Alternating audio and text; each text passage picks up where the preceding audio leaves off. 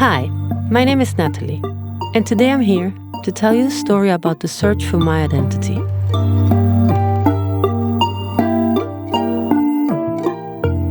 When people who are close or not so close to me find out that I'm adopted and that a documentary has been filmed since I actively began the search for my roots, what always follows is a series of questions. I have been answering these questions for years. Now that we finished filming the documentary, I decided to make this podcast, answering each one of them. Each episode is an answer to a question. Now, who we really are and what our true identity is a question that humans have been asking themselves since the beginning of time. And still, no one really knows what we're made of. Here, I tell you my story, for now. Now, please remember, this is not the truth. This is just my truth. If my story helps you in any way, that's great. So that's it for me, and I wish you a wonderful day.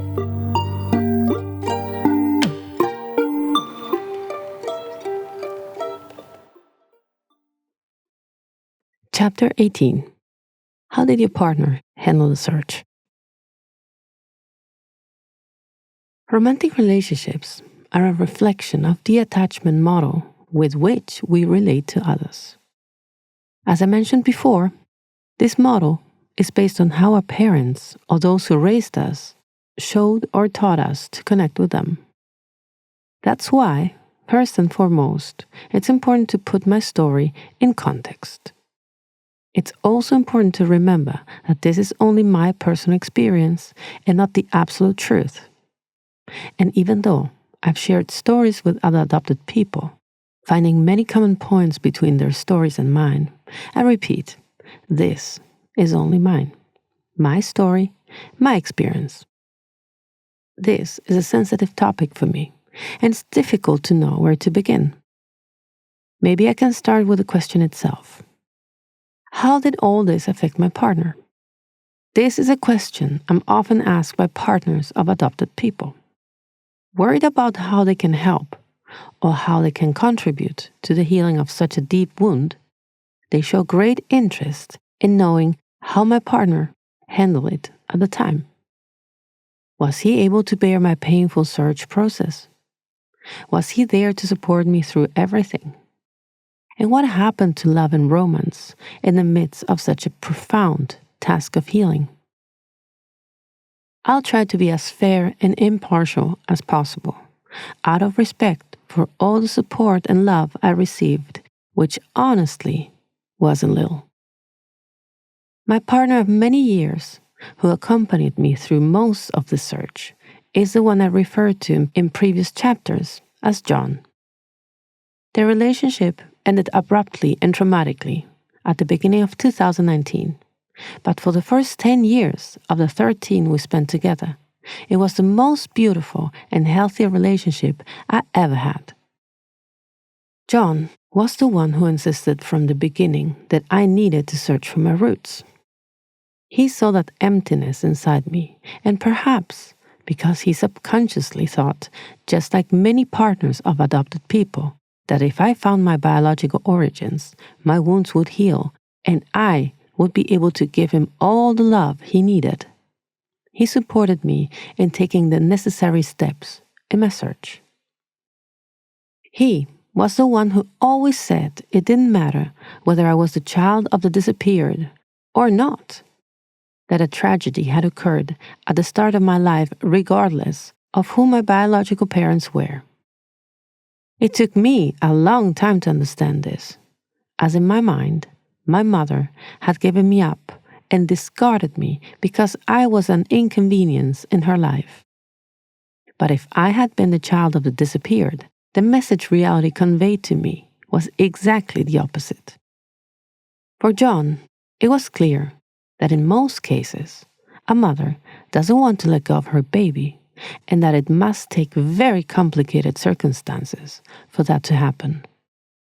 He truly got involved in the search, traveled with me to Argentina, accompanied me to the Argentine embassy in Stockholm to submit the DNA, and stood by my side when I received the results. He learned to stroke my hair when I had panic attacks, and even bought a smoothie machine when the anxiety from the search left me unable to swallow solid food, and I could only consume liquids. John was my best friend. He was one of those partners who helped me with everything he could, from the logistics of buying the plane tickets to Argentina to enduring hurtful comments from my family and defending me when he saw that I didn't even react to them anymore. In the course of the making of the documentary, he, Simon, and I were a team. Each one of us had a role. The three of us were moving forward, slowly but surely. But as with everything in life, things must follow their own course, and the breakup of this relationship was inevitable. Maybe it was because he met me when he was 20, and it was time to explore other horizons. Or perhaps because the search was like a dark cloud that overshadowed everything and eventually consumed the love he had for me. I remember in October 2015, after I had been called by the Argentine embassy in Stockholm to submit my DNA, I noticed his love for me slowly fading. I started to feel desperate. But I could understand him. Inside, a voice told me, "Who will want to be with someone like me? With this baggage, with so much trauma, with this constant exhaustion?" Of course, I tried to compensate by going to every possible therapy so I could delegate the need for support and comfort to my self-help groups and not have everything fall on him. I tried to maintain a positive attitude, to give him space so that my search didn't take up all the room in our relationship. And most of all, I never really told him everything that was happening inside me, to avoid overwhelming him. My number one priority was to protect him as much as possible from what was happening inside me, so he wouldn't get tired and leave me. Yes, I know. It sounds very toxic and self-destructive. But don't forget what I've already shared. The codependency that adopted people have toward our partners is, I'd say, our hallmark. Breakups aren't our thing. And being left, even less so. Often, the comment I received from people who knew about my search was something like, "You're so lucky to have John," which only made me even more desperate.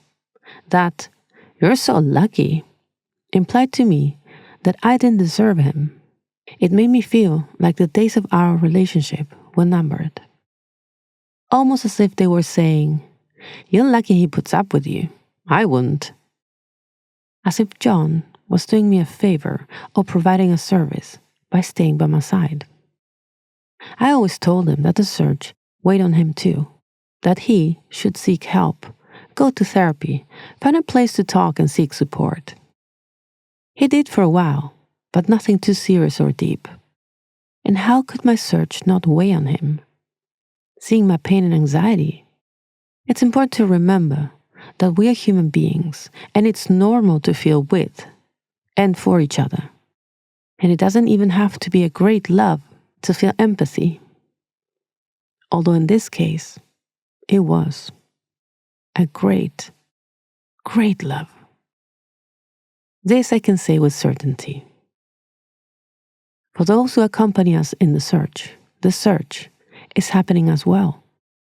Even if they're in the co-pilot seat, they're traveling the journey alongside us. Looking back, what hurt me the most about how everything ended wasn't so much the fact that he and one of my best friends and confidants ended up together, or that it took them 6 months to tell me, even though I had already ended the relationship. What hurt more was that consciously or unconsciously, they both tried to blame me and convince me that the reason they didn't tell me was because they didn't think I could handle it. That I, with my search, my pain, and my past, was the reason they chose not to tell me anything, until much later. From their point of view, I was sick, and they did me the favor of lying to me. And maybe this wouldn't have been so destructive or made such an impact on me if it hadn't been for the fact that I believed them. I was the problem. I was the one burdening people. It was the truth that had resonated with me since the beginning of my life. The ghosts from my past were being confirmed by the two people who knew me best. My deepest fears were laid bare in front of me in the most perfect way. It was the perfect storm. It's impossible to separate the relational patterns from our childhood from how we relate as adults. With that same identity, the one that tells me I am a burden to others, the one I've been trying to distance myself from for so long, I entered my next relationship. And of course, the result was very similar. With him, I tried to hide everything, and he always complained that I didn't share anything with him. But as soon as I did share something, it overwhelmed him, and he would become desperate. Then, he would use what I had told him against me, blaming me for the problems we had in our relationship. And I believed him, because once again, he was confirming a truth I had carried within me for so long. Romantic relationships are a reflection of the image projected by our inner mirror. We see ourselves through the eyes of our inner child, who tells us a story every day about what we deserve to receive. It's often said that true love comes from allowing yourself to be seen for who you truly are and being accepted in both strengths and weaknesses. It takes courage to be vulnerable, to show your flaws and virtues. They say true love comes from loving yourself first, that you have to be whole before letting someone else in, that you need to be whole to have integrated every part of yourself and forgiven every darkness in order to love and be loved. It totally makes sense. So does that mean I'm a lost case and that romantic relationships just aren't for me? Returning to the original question, how did this affect my relationship? Perhaps the more accurate question is, how did this affect me? Throughout my life, I've often walked through spaces of pain and loss. After the loss of my relationship with John in particular, weighed down by guilt, I chose to stay quiet, to isolate myself, and not rely on anyone. I stopped expecting from my partner what everyone says you should expect in a relationship. I learned to run, to not be emotionally present, and if possible, to never trust or depend on anyone again. As my psychologist would say, the way that relationship ended confirmed what I had always believed about myself, that I am a burden. Since childhood, I learned to protect my family from my pain because they could never handle it. The adults around me had the emotional maturity of small children. I understood long ago that the best way to avoid being abandoned was to live a double life, where in close relationships I only show a version of pain that is organized and manageable, minimizing the chaos.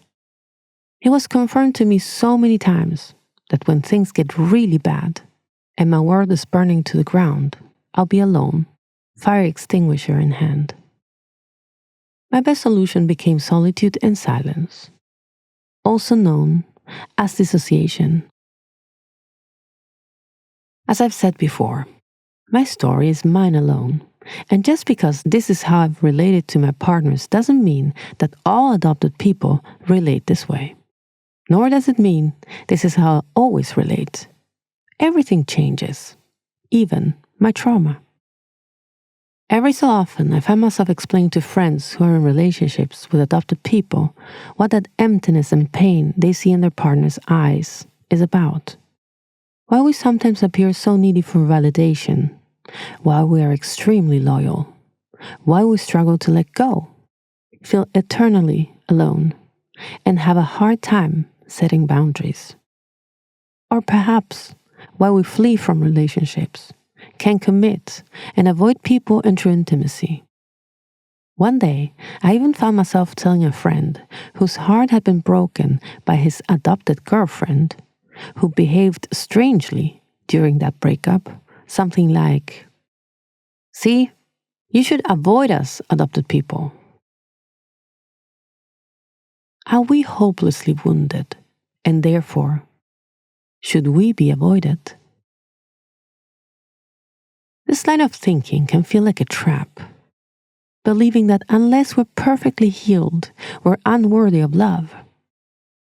Love doesn't always wait for perfection. It thrives in imperfection, in the messy parts of us that are still healing. You may be struggling with the idea that you're too much or not enough, but that doesn't mean you're not worthy of love. We all deserve love, even while we're in the process of healing. So no, we shouldn't be avoided. But it might be helpful to try to understand that some things are harder for us than for others. Carrying such a deep wound, like any human wound, requires a little patience. And above all, therapy helps. That emptiness, no one else can heal but us.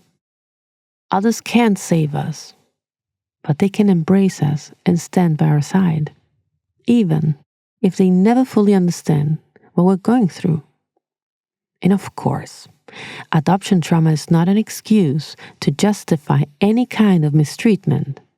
Rather, it's an explanation to help others understand where certain behaviors come from. On my part, I'll continue trying to find a new path and stop being ashamed of my wounds and weaknesses.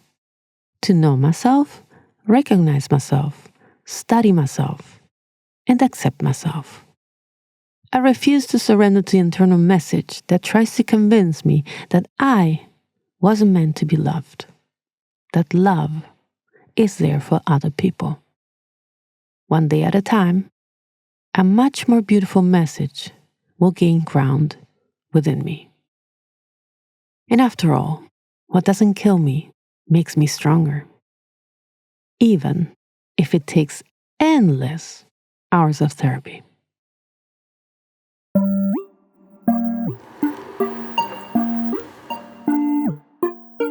Hi, if you want to support Nothing Personal podcast, you can do it through patreon.com/nada.personal podcast, or also by subscribing to the podcast on Spotify, Apple Podcasts, Google Podcasts, or YouTube. On Facebook, you'll find it as nada.personal podcast, and on Instagram, nada.personal_podcast. Or you can find it directly on its website, nada.personalpodcast.com. This podcast and the theme song were produced by me at Sorilla Luna Music, Stockholm, Sweden. The translation to English is by Jeremy Halpin. Thank you so much for listening, and have a great day.